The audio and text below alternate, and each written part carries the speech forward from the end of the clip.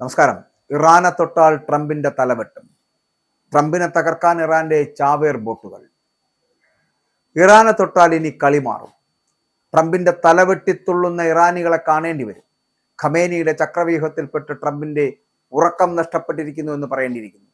കടലിൽ മൈനുകളും മലമുകളിൽ മിസൈലുകളും തീർത്ത് കാത്തിരിക്കുന്ന ഇറാൻ പട, US കപ്പലുകളെ തകർക്കാൻ ചട്ടം കെട്ടി നിൽക്കുന്ന ഇറാന്റെ ചാവേർ ബോട്ടുകൾ.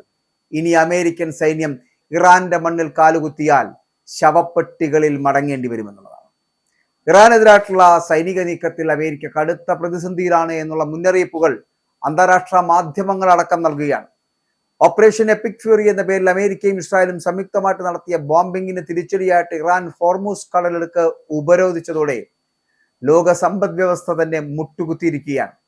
ബലപ്രയോഗത്തിലൂടെ കടലിടുക്ക് തുറക്കാൻ അമേരിക്ക ശ്രമിച്ചാൽ അത് വലിയ ജീവഹാനിക്കും ആഗോള പ്രത്യാഘാതങ്ങൾക്കും വഴിവെക്കുമെന്ന് ഡെയിലി മെയിൽ റിപ്പോർട്ട് ചെയ്യുകയും ചെയ്തു.